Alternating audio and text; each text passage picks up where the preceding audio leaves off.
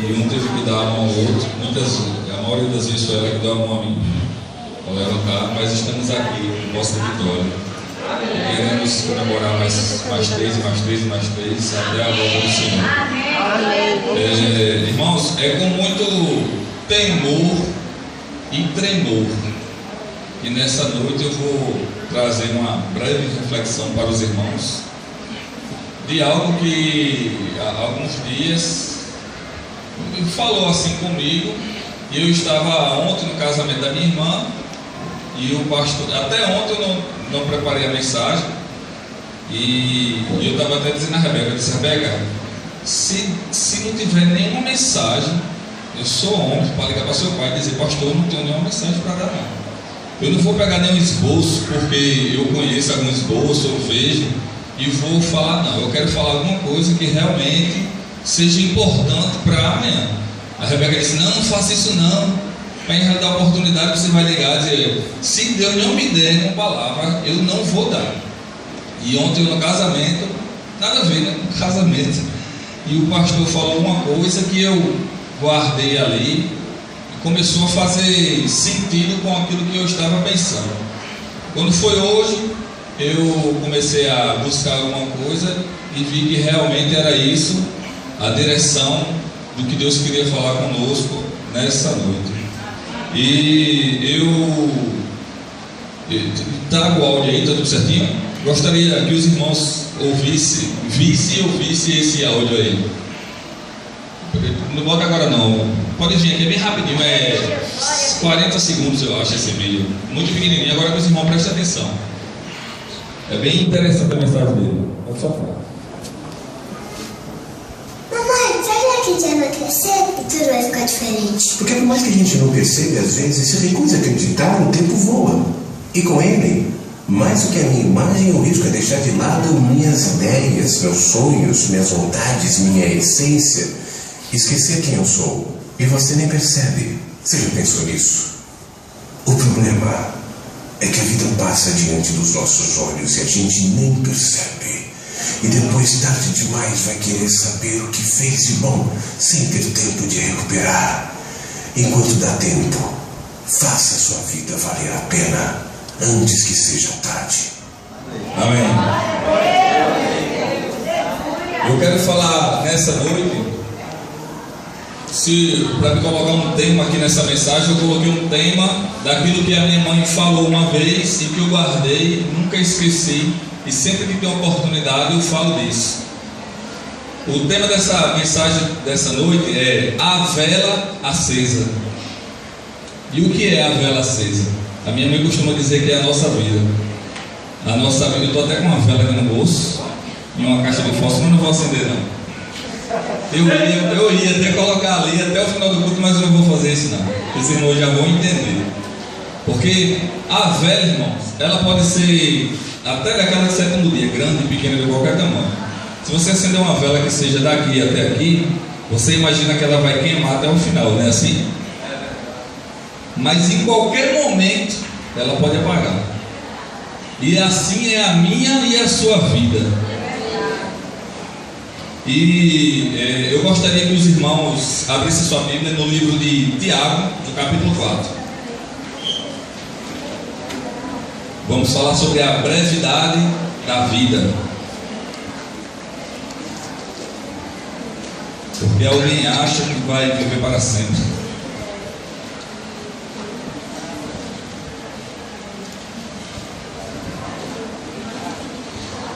Tiago, no capítulo 4, no versículo 13 e 14. Certa vez eu ainda adolescente aqui no Cristo, passando por um problema muito grande, e a minha irmã morava em Natal, e eu disse que eu tinha que sair daqui de João Pessoa para me afastar dos meus amigos, para poder dar em alguma coisa. E eu lembro que eu fiquei agoniado e eu disse a meu pai, eu disse: não, eu vou embora, eu vou para Natal, eu tenho que sair daqui. E eu tinha outros colegas que foram para São Paulo, até na época até Alexandre foi para o Rio de Janeiro, para o Sidney, era todo amigo meu, a gente pequena ali. E eu disse que eu queria sair. E meu pai disse: vá orar e veja se é isso que Deus quer. Você quer ir para a casa da sua irmã? Fazer o que lá? Eu disse: não, lá eu vou estudar, lá os amigos são outros, eu vou fazer novas amizades. E eu fui orar, e quando eu abri a palavra, eu abri esse texto, Tiago 4, 13 e 14. Diz assim, ó, ele fala sobre a falibilidade dos projetos humanos. Atendei agora, vós que dizeis: hoje ou amanhã iremos para uma cidade tal, e lá passaremos um ano, e negociaremos e teremos lucros. Vós não sabeis o que sucederá amanhã. O que é a vossa vida? Sois apenas como neblina que aparece por um instante e logo se dissipa. Irmãos, se você for abrir a sua Bíblia no livro de Eclesiastes 2, você vai ver Salomão. Quem aqui sabe, quem não sabe na verdade quem foi Salomão? Eu acho que todo mundo aqui sabe, né? Salomão foi o homem mais sábio, segundo a Bíblia, que já existiu. O homem mais sábio que passou por essa terra. Então ele tem algo a nos ensinar, ou não? Se o cara é sábio, se Deus disse que ele foi o mais sábio, então algo bom ele tem para mim e para você, não tem? E Salomão, se você for ler Eclesiastes 2, ele começa a dizer, Eclesiastes 2 assim, eu não vou ler o texto, mas ele começa a dizer assim, vou dizer com as minhas palavras: eu tive os melhores, não vou trazer para o dia de hoje, os melhores carros eu tive, a mulher que eu quis, eu tive, a mulher que eu quis, sem exceção. Ouro, eu tinha abundância, riqueza, casa. Eu fiz um açude para mim. Você já imaginou o cara mandar fazer um açude para ele? Fazer um açude para as águas do açude banhar as terras dele. Aí ele chegou a dizer assim, ó: tudo que o meu coração desejou, eu fiz. Você já imaginou, irmãos? Nós, a gente tem dificuldade para arrumar um emprego hoje em dia, né? Quando a gente compra um negocinho, a gente já fica feliz. Imagina a felicidade que esse cara não devia ter em dizer assim: tudo que o meu coração desejou, eu fiz, eu conquistei. Aí quando chegou no final disso aí ele disse assim: e eu descobri que era tudo vaidade, que tudo passa. Aí lá no final, no capítulo 12, que é o último capítulo, ele já com toda a sua experiência, já na sua velhice, aí ele disse assim, ó, quem é que sabe decorado? Eu acho que Nailton sabe. Eclesiastes no capítulo 12, versículo 1. Sabe, Nailton, não? Decorado? Pronto. Lembra-te de quê? Lembra-te do teu Criador nos dias da tua mocidade. Isso foi o que o sábio ensinou a gente. Presta atenção. Lembra-te do teu Criador nos dias da tua mocidade, antes que venham os maus dias e cheguem os anos em que dirás que não tem mais prazer neles. Aleluia. A nossa vida, irmão, ela é do jeito que foi apresentada aí. Quantos aqui hoje estão casados, têm filho, e um dia desse eu era criança? Eu mesmo. Eu me olhando, meu amigo, eu estou casado, eu tenho um filho, eu tenho uma casa ali, um carro, que é isso? Eu jogava bola aqui com o menino aqui, ó. Não é assim, Alexandre? Irmãos, o tempo passa, irmão. E a vida é só uma, irmão. A vida é só uma. E a nossa vida tem que ser vivida para Deus. Para que não chegue o dia da sua velhice, se você chegar na velhice, porque a sua vida é como uma vela, eu quero que você guarde isso pro resto da sua vida. Você não sabe quando é que ela vai apagar, não, viu? Eu estou aqui hoje, você está aqui hoje, misericórdia que não aconteça, mas quem sabe aqui alguém não tem uma doença que amanhã ele vai descer a sepultura. Quantos aqui já fumou muito e de repente não tem um câncer ali escondido e ninguém sabe? Quantos já bebeu muito e de repente tem um problema no fígado e não sabe? E acha que vai viver para sempre. E quer 10 anos para perdoar quando estiver morrendo, que vai pedir perdão ao pai ou à mãe. A nossa vida, irmão, ela tem que ser vivida hoje. Glória a Deus. Ei, Jesus. E eu, olhando aqui, eu até anotei aqui, Carla do Desperta Nordeste. Carla é a esposa do pastor Sandro, que pregou no nosso retiro. Nailton sabe muito bem quem é essa, porque Nailton escuta direto a mensagem dele do retiro, né? Sabe decorada, mensagem muito boa. Lembre-se da pedra, o título da mensagem, né? E Carla, ela disse, na viagem de Gado Bravo agora, uma coisa interessante. Ela disse assim, quando foi dada a oportunidade a ela pelo pastor Helder, ela chorou e disse: irmãos, quando eu era criança, mais nova, os meus pais, o sonho deles era assim, quando você chegava e dizia assim: o que é que você quer que seu filho seja? Vai ser missionária, esse aqui vai ser pastor, vai tocar na igreja, vai ser um grande homem de Deus, vai ser profeta. E ela chorando, dizendo: irmãos, vamos clamar, porque hoje até os ministros, quando você pergunta o que quer que o filho seja, ele diz que quer que seja um doutor, que quer que seja um advogado, um médico, que quer que seja qualquer coisa, menos um servo do Senhor. Até seja servo, mas em segundo lugar, em segundo plano. É como quem diz assim: estude, faça a sua vida, cresça, ganhe dinheiro, compre a sua casa, compre o seu carro. Aí depois você vai pensar em Deus. Aí eu me lembro agora do texto quando fala assim, ó, que era 10 virgens, 5 prudentes e 5 loucas. E quando o noivo chegou, as 5 imprudentes estavam com as suas lamparinas secas. Cadê o azeite? Como é que vai acender agora? E aí? Aí elas foram atrás das outras. Me dá um pouquinho do teu azeite? Não. O que eu tenho só dá para mim. O que eu tenho só dá para mim. Vai atrás. Tem muita gente, irmão, que vai querer correr atrás de última hora. E talvez seja tarde. Quantos amigos eu olhando aqui, rapaz? Quantos amigos meus, amigos novos, bem mais novos que eu até, já desceram, irmão, cheio de vida, estudando, cheio de vigor, pronto para crescer na vida material, e o espiritual destruído, ou seja, nem espiritual praticamente, e desceu. Você acha que se ele tivesse uma oportunidade hoje, ele não faria diferente? Se pudesse voltar? Eu fui pesquisar na internet e eu achei algumas frases no último momento de algumas pessoas que me chamou muita atenção. Uma foi a de Frank Sinatra. Quem conhece Frank Sinatra ou conheceu, levanta a mão. Só mais uns amigão, né?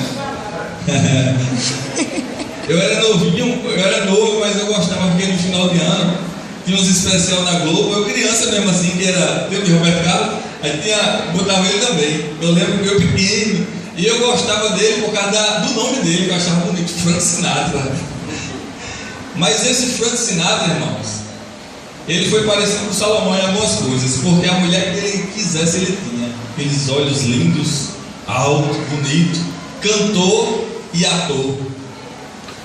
Tinha tudo, irmão, tudo para ser feliz, tudo.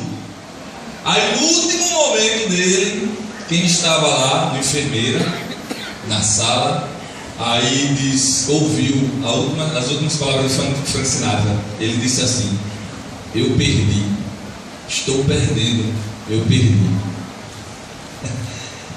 Ele achava que tinha tudo na terra, mas na verdade não tinha nada, porque a vida passa, irmão. A vida passa. Eu fui ver Alexandre o Grande. Alexandre o Grande, ele tinha certeza de que ele não era nada, porque Alexandre o Grande, eu fui pesquisar, ele fundou várias cidades, conquistou muitos lugares, era um cara altamente conhecido, um rei altamente respeitado. E as últimas palavras dele, quando cercaram alguns generais, cercaram ele disse assim: eu tenho 3 pedidos a fazer, com muita dificuldade na fala, e disse: pode fazer. E ele disse: Aí passou um tempo, pensou e disse: eu quero que só os melhores médicos levem o meu caixão.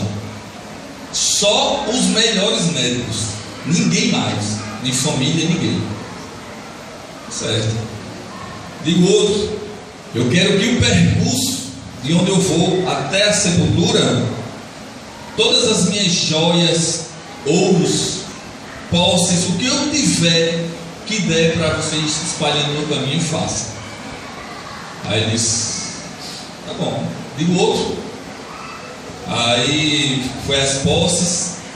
Ele disse, eu quero que quando comece a levar o caixão, coloque as minhas mãos para fora, sem nada, para que todos vejam as mãos para fora.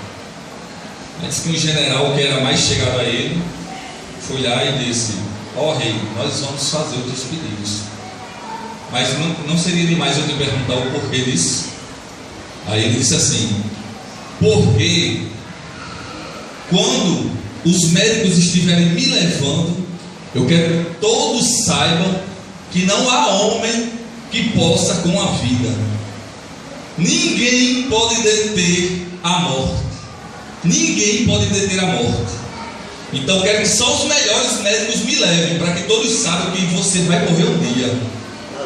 Eu quero que jogue os ouros e joias no meio do caminho, porque eu quero que todos saibam que quando a gente corre muito atrás disso na terra, a gente morre e isso fica na terra. E quando eu estiver indo com as mãos para fora, eu quero que todos saibam que eu não vou levar nada para onde eu vou. E aí, irmão, me faz lembrar um texto. Eu quero que os irmãos abram o texto de Lucas 12.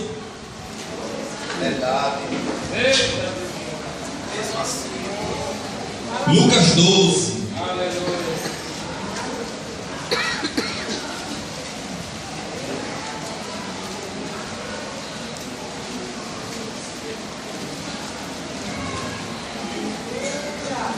Lucas 12, a partir do versículo 14.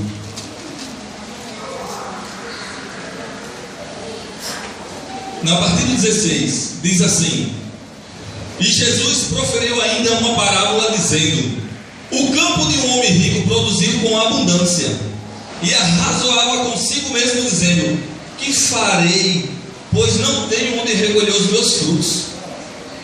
E disse: farei isto, destruirei os meus celeiros, reconstruí-los-ei maiores, e aí recolherei todo o meu produto e todos os meus bens. Então direi à minha alma, olha o erro do cara. Então direi à minha alma: tens em depósito muitos bens para muitos anos. Descansa, come, bebe e regala-te. Mas Deus lhe disse: louco, esta noite te pedirão a tua alma, e o que tens preparado para quem será? Até aí, irmão. Louco, tu produzisse muito, tu está de parabéns aí na terra. Tu plantasse, tu soubesse plantar no tempo certo, cresceu, tu tem tanta abundância que agora tu tem que derrubar o que tu tem que fazer maior só para guardar o que tu tem. E para mim, o que foi que tu fizesse? Louco, porque tu vai morrer hoje e não sabe. O que tu preparou vai ficar para quem? E a tua alma? Tu vai dizer o quê? O que tu preparaste? Eu trago isso para mim e para você, irmão. Hoje, aqui, nessa noite, para mim e para você. O que é que você tem feito para a obra do Senhor? Ou você tem vivido uma vida como se você fosse viver para sempre, e acha que sempre vai ter tempo? A nossa vida é uma vela acesa, irmão. Eu estava vendo aqui um herói nosso, apóstolo Paulo. Uma das últimas palavras dele, não foi as últimas, mas uma das últimas foi o seguinte: combati o bom combate, encerrei a carreira e guardei a fé. Valeu a pena, irmão, para Paulo. Paulo está melhor do que aquele louco que tinha abundância. A frase das frases antes de morrer foi a do nosso Senhor Jesus, quando ele disse: está consumado. Eu vim para morrer por eles. Eu estou sofrendo, sofri. Vou morrer agora, sangrando, sentindo dor, mas está feito. Está consumado. A minha missão foi cumprida. Às vezes a gente acha, irmão, que a nossa vida tem que ser só de flores. É não, irmão. Isso aqui é passageiro. O espiritual é o mais importante. A palavra do Senhor diz o seguinte: que nós não devemos juntar o nosso tesouro nessa terra, porque o ferrugem e a traça corrói. Nós devemos juntar os nossos tesouros com Ele no céu, porque ninguém pode roubar. Você pode sofrer, você pode apanhar, você pode ser perseguido, ser contrariado por todas as pessoas onde você estiver, que vai acontecer daqui a bem pouquinho tempo no Brasil. E você vai lembrar dessa palavra quando começar a perseguição aqui no Brasil, você vai lembrar e vai dizer: rapaz, eu ouvia isso aí, eu não acreditava. Eu achei que isso não ia chegar aqui no Brasil. Verdade. Eu achei que aqui era só mil maravilhas. E você vai saber o que é ser crente daqui a um pouquinho de tempo, se você continuar sendo. Porque só vai ficar quem é. Só quem é. Porque vai arrochar, irmão. O negócio vai arrochar. Não vai melhorar, não. Eu tenho visto muita gente pregando que é bonança, que é paz, que é renovo, que é restauração. Meu Deus, na nação que vai melhorar, que vai crescer, que vai todo mundo ser alcançado. Onde é que eles estão tirando isso? Porque quando a gente vai ler a Bíblia, a gente só lê que vai piorar e não que vai melhorar. Vai piorar, irmão, não vai melhorar, não. E eu e você tem que estar preparado quando isso chegar. Estejais preparados, porque vai chegar e não vai tardar, irmãos. Podem ter certeza disso. E eu olhando aqui, e o que é que nós devemos fazer então? Eu gostaria que Ângelo, está com a Bíblia aí, Ângelo? Abra aí Salmo 90, varão. Tu que tem a voz alta aí, Salmo 90.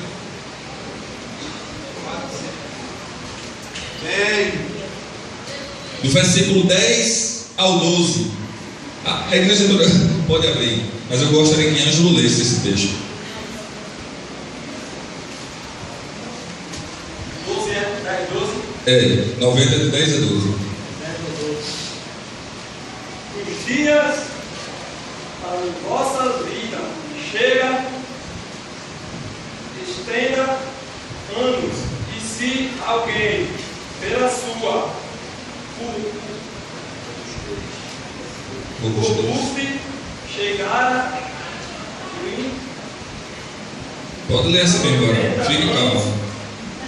O orgulho deles cansará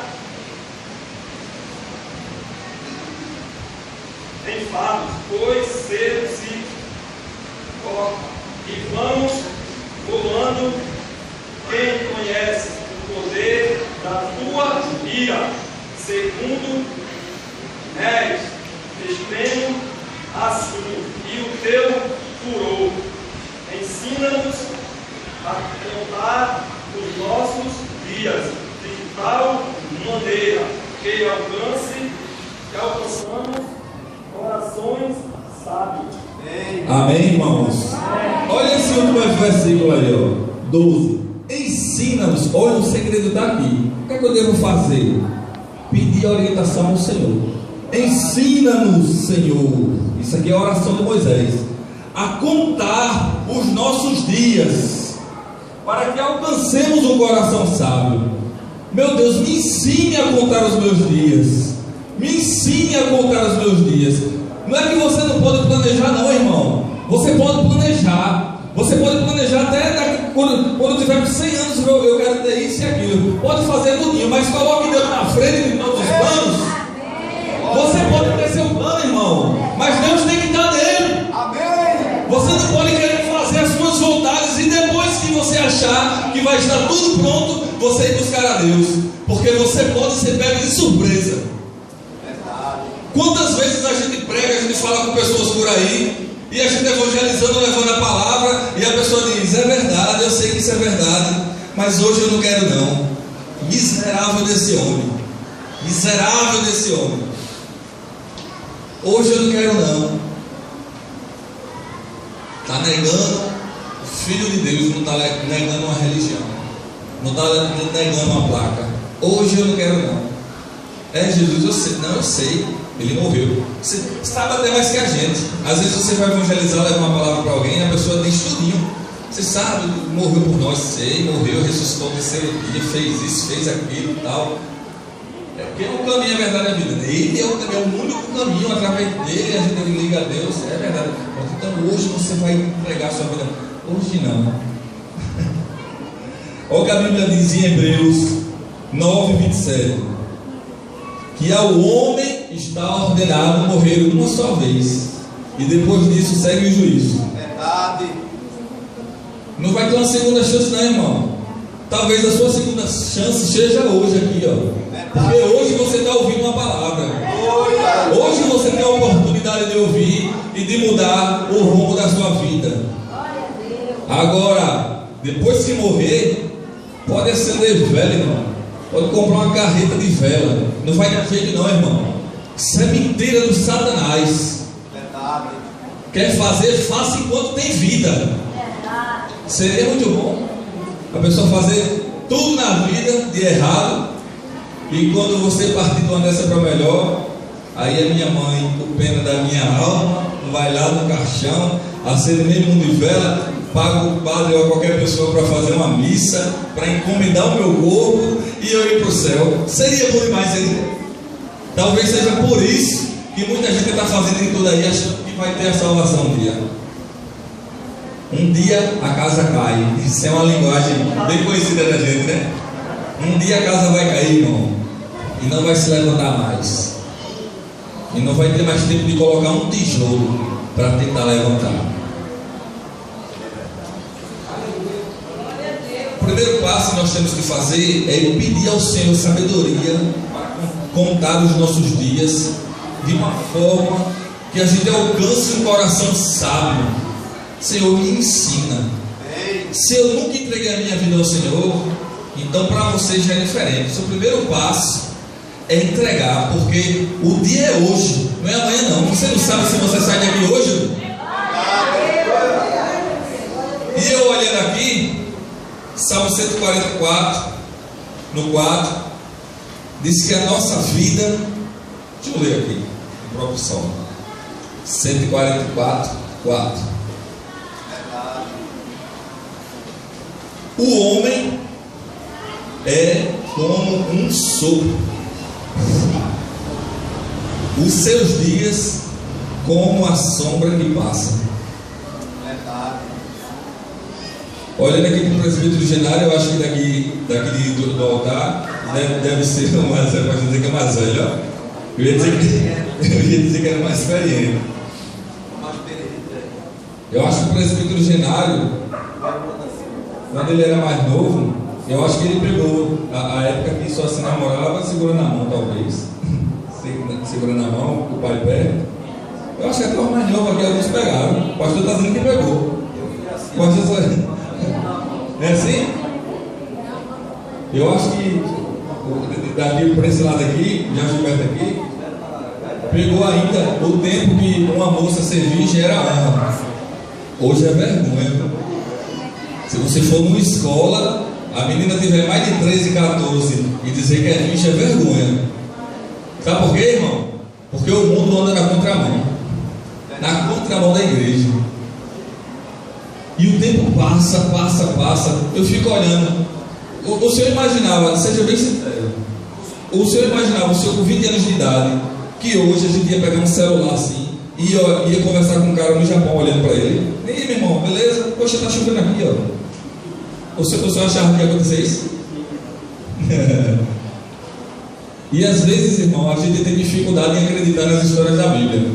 Quando a gente, que conversa é essa? Um gigante? Onde é que existe gigante? Pegar um menino, pegar uma pedra e derrubar um gigante. E por que não existe gigante hoje? A gente questiona muito a Bíblia, irmão. Praga, como é que o rio virou sangue? Isso é mentira. A gente questiona muito, irmão, a Bíblia. Tem muita história na Bíblia que a gente, por nossa fraqueza, nossa pequenez e limitação, a gente começa a questionar. Duvido disso aqui. Eu sou crente, mas tem umas histórias aqui que misericórdia. Irmão, me diga se é mais fácil eu acreditar no menino que derrubou um gigante, ou se era mais fácil um cara que viveu, eu não vou dizer nem há 3.000 anos, 2.000 anos atrás não, vou dizer um cara que viveu há 100 anos atrás acreditar que um ferro ia voar, um avião. Vai dizer, tenta voltar na tua mente aí, há 1000 anos atrás, e conversar com aqueles caras grossos que não sabia nem que era uma lâmpada, sabia nem que era uma lâmpada, e dizer, olha, vai chegar um dia que a gente vai entrar num ferro e esse ferro vai voar e vai levar a gente para outros cantos. Vai chegar um dia que a gente vai pegar um negocinho assim que chama celular e eu vou conversar com uma pessoa que está lá em outra nação e ele vai me ver. Você acha que ele ia acreditar ou ia dizer que você estava doido? Já imaginou se transportasse você aqui para o passado? E por que a gente tem tanta dificuldade em acreditar naquilo que a Bíblia ensina? Naquilo que está escrito? E olha, Renato está dizendo que era a história de Trancoso, quer dizer, naquela época. Então, irmãos, eu gostaria de encerrar dizendo o seguinte: eu gostaria de contar uma ilustração. Diz que tinha um país que tinha muita gente se convertendo naquele país. Aí o diabo, o líder do mal, essa é uma história, né? O líder do mal chamou os demônios e disse: eu quero planos para destruir essas pessoas, porque tem muita gente se convertendo nesse lugar, nesse país. E disse que chamou 3 e disse: me diga o que é que vocês vão fazer para destruir. Aí disse um, disse assim: eu vou tirar o amor próprio deles. Eu disse: e você fazendo isso aí, o que é que vai acontecer? Não, se eu tirar o amor próprio deles, eles vão ficar sem querer sair, sem querer ir para a rua, vão ficar com vergonha de si mesmo, vão achar que são incapazes de trabalhar, vão achar que eles não são nada, vão achar que são burros, e eles vão ficar presos, e vão morrer e vão chegar aqui. Aí o inimigo disse: é uma boa ideia, mas eu quero ouvir os outros. Aí disse que o outro disse assim: eu vou colocar o consumismo nas pessoas. Por que o consumismo? Porque eles vão consumir. E quando eles olharem a situação, vão estar devendo, e eles vão trabalhar e pagar. E eu vou voltar a fazer eles consumir. E isso é um ciclo. Vai chegar o dia, eles vão morrer e vão chegar. Aí o inimigo diz: boa ideia, gostei também, mas eu quero ouvir a sua também. Aí disse que o último disse assim: eu tenho uma ideia. Eu pretendo colocar nas pessoas a semente da eternidade. Se a semente da eternidade, aí os outros diabos riram. Sorriram. Como assim semente da eternidade? Aí ele disse: não, mas eu quero ouvir, diga o que é isso. Aí ele disse assim: eu vou colocar o sentimento nas pessoas de que elas vão viver para sempre. Então tudo que elas têm para fazer, elas dizem: amanhã eu faço, depois eu faço. Brigou com a mãe, brigou com os pais, brigou com a família, brigou com o vizinho, é para perdoar. Amanhã eu perdoo, depois eu perdoo, depois eu vou lá. É para trabalhar, é para fazer a obra, é para ajudar na igreja, é para abrir uma igreja, é para fazer isso, é para tocar no conjunto. Eu faço depois. Amanhã eu faço. Ainda não chegou o dia. E o tempo vai passando, irmão. Aí ele diz: e aí o tempo vai passar, e ele vai morrer. E vai chegar aqui. O diabo disse: ótima ideia, é isso que nós vamos implantar nas pessoas. Colocar a semente da eternidade. Alguém aqui está com essa semente aí, irmão, que está deixando para fazer amanhã o que podia fazer hoje? Eita Deus! Aleluia! Glória a Deus! A semente da eternidade. Eu vi, esqueci o nome dele agora, falando nisso, é um médico bem conhecido, ele é palestrante lá em Ribeiro. Isso. Eu tô ligado. Aí Ribeiro falou isso. E ele deu um exemplo que eu fiquei maravilhado. Ele disse: você já imaginou você chegar agora? Se você tivesse o poder de chegar agora na porta do cemitério e dizer assim: levanta todo mundo, e todo mundo levantar, e você dissesse assim: quem aqui acha que morreu na hora certa? Você acha que ouviu o que das pessoas? Deixa eu voltar, eu ainda tenho muito para fazer. Eu morri sem perdoar. Eu podia ter trabalhado mais. Para mim, irmão, e para você que ainda estamos vivos, ainda há esperança. Ainda há jeito. Ainda tem tempo, irmão. Eu quero que Jonas, eu vou encerrar agora só com esse vídeo. Eu queria que os obreiros viessem aqui assistir. Esse vídeo aqui é o cantor, quem já ouviu falar, pelo menos, né? Naquele cantor Zézo dos teclados. Já?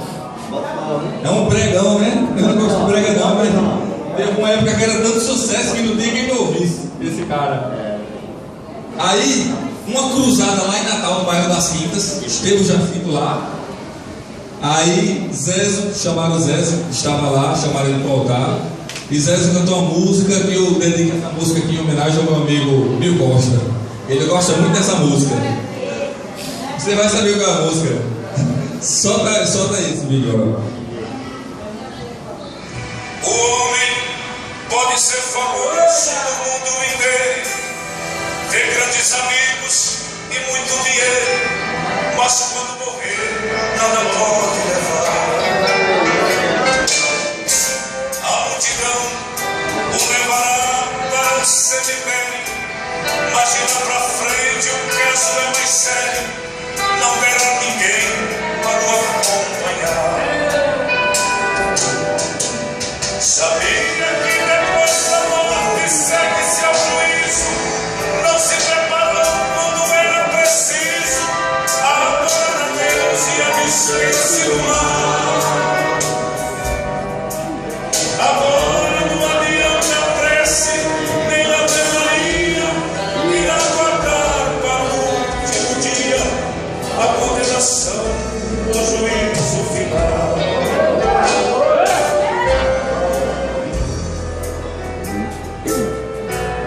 Que adianta a riqueza e a muita fama, se aos olhos de Deus Ele não errou, não, ele está emocionado. não enxerga. Aí vocês estão já juntos. E que adianta a alta posição do homem, se o seu pecado dia a dia o consome, fazendo ficar distante de Jesus.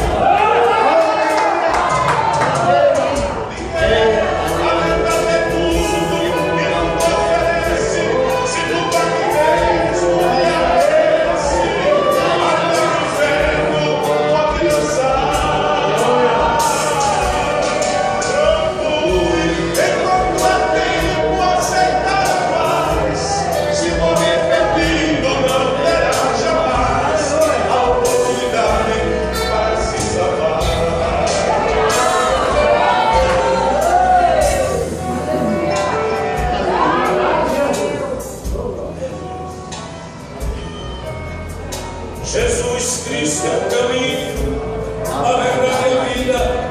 Ninguém vai ao céu antes que se decida aceitá-lo e sempre lhe obedecer. A Bíblia afirma que há 2 caminhos eternos, um é ao céu e o outro ao inferno, quando o bicho nunca irá morrer. Será que depois de ouvir este duro recado de descobrir, eu não tenho nada com Deus viver? Estou cumprindo ordens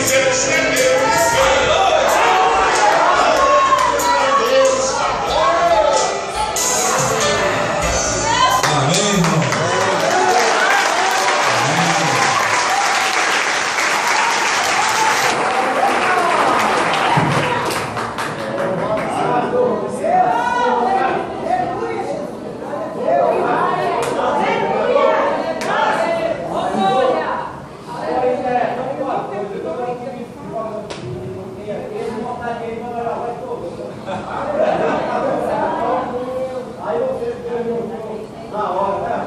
Faz aqui, né?